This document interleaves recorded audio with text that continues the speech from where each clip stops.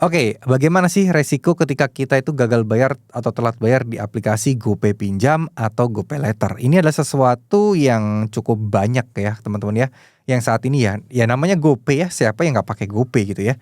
Terus kemudian ada fitur pinjaman, GoPay Later dan lain sebagainya, apa sih bahayanya dan resikonya apa gitu ya? Dan apa yang harus teman-teman waspadai ketika telat bayar dan gagal bayar? Oke, pertama udah pasti denda-denda gitu-gitu udah pasti ada ya, kita nggak usah pungkiri tapi ini tuh legal. Di mana kalian nggak usah takut juga kalau utang kalian tuh bisa jadi 10 kali lipat, 20 kali lipat, enggak. Pasti akan berhenti ada maksimalnya yaitu 100% gitu ya. Masalah soal penagihan ya jelas, pinjol manapun penagihan pasti akan dalam tanda kutip mungkin cukup mengganggu, yaitu mungkin sering telepon-telepon berkali-kali dalam sehari, itu bisa jadi. Dan kalau DC lapangan ini ada, tapi nggak banyak. Ya mungkin boleh kalian sebut nggak ada DC lapangan ya silahkan. Tapi ya kalau kalian berada di kota-kota besar, nilai nominal utang kalian gede, ya kemungkinan besar akan didatengin. Tapi itu pun nggak dalam waktu dekat, butuh waktu yang cukup lama, mungkin sekitar di atas 1 bulanan gitu ya. Nggak langsung tiba-tiba habis telat bayar, gagal bayar langsung disamperin gitu, enggak.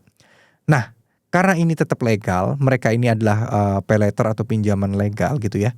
Tidak akan ada unsur-unsur yang akan membuat teman-teman itu kayak datanya disebar, terus akan adanya kekerasan, akan adanya sita menyita barang, terus seperti yang kalian khawatirkan tadi denda atau bunganya akan jadi 10 kali lipat, 20 kali lipat, nggak akan terjadi hal-hal seperti itu. Jadi cukup tenang aja ya.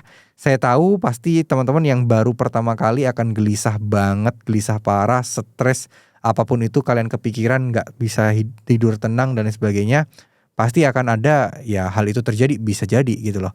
Pasti akan menghantui kalian pikiran-pikiran seperti itu. Tapi percayalah permasalahan hutang pinjol tidak akan membuat hidup kalian akan menjadi sengsara sih. Insya Allah semuanya akan baik-baik saja, insya Allah akan aman-aman aja.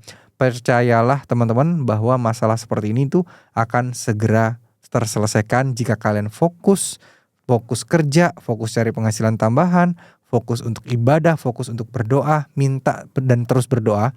Jangan masalah utang kalian kayak gini kalian nggak mau doa, kalian ya karena salah kita sendiri ya udahlah masalah receh, enggak.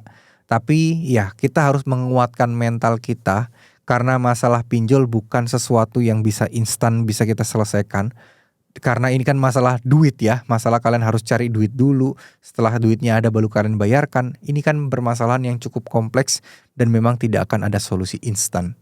Butuh waktu, butuh kerja keras, pelan-pelan, serahkan semuanya sama Allah SWT. Insya Allah teman-teman pasti akan ada jalan, jadi nggak usah khawatir ya. Tetap tenang, terima kasih. Wassalamualaikum warahmatullahi wabarakatuh. Mohon maaf jika ada salah-salah kata.